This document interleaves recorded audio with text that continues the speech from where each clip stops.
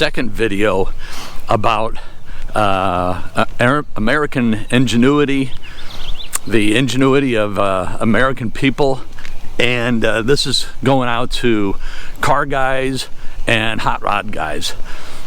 So today's the 75th anniversary of the invasion of Normandy, D-Day, and one of the interesting things that I learned years ago studying about the invasion at Normandy was from the aerial photographs the Americans studied the French countryside. They saw that the French had these things called hedgerows, and in the United States a hedgerow is it's kind of like these bushes behind me, but a hedgerow in the United States is just a row of bushes. Well, in France, a hedgerow is something totally different, and I'll explain more of that in a moment.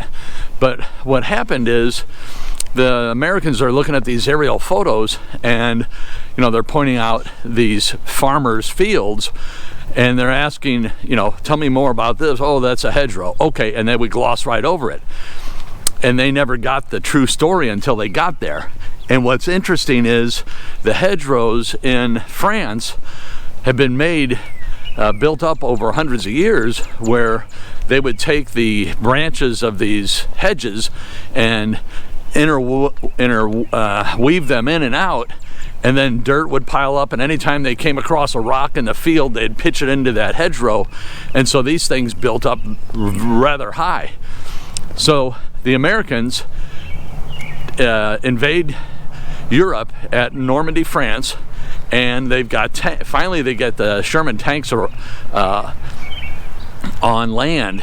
It's interesting is I think they had I think it was 26 tanks they tried to bring ashore, and only 2 made it. The rest sank or were disabled at the beach. And can you imagine being inside of a tank and you pull off a landing craft into the ocean and just go right to the bottom? Those poor soldiers, they didn't have time to get out, so they drowned inside of their tank. Back to the hedgerows. So the United States is pushing inland, moving towards Berlin. They come across these hedgerows, and I'm going to stop walking a moment. So when they hit these hedgerows, the tank's coming along and hits the hedgerow, and these hedgerows are rather tall, so the tank goes up in the air to go over the hedgerow, and when they are up in the air, the bottom of the tank is exposed. Well, the Germans see this, and so they've got their bazookas, and one shot they would hit the bottom of the tank and blow it up.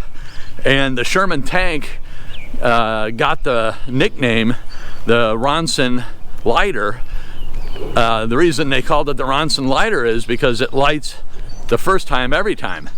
So these tanks would, one hit, burst into flames. So unfortunately these soldiers would die inside the tank. So American ingenuity, hot rodders, guys like Alex Exidius, who started SoCal Speed Shop after the war, all these guys that were amazing mechanics, they looked at the problem, and I don't remember what the guy's name was that came up with this, but he developed these. He just took scrap metal and welded it to the front of a tank and sharpened it, and it would be kind of like prongs.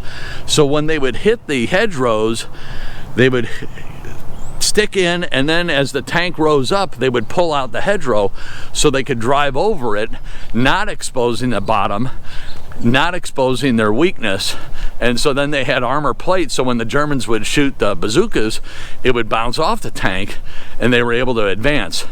This is all because of American ingenuity, and that's where hot rodders came from. That's where the car guys after World War II, that's where they came from.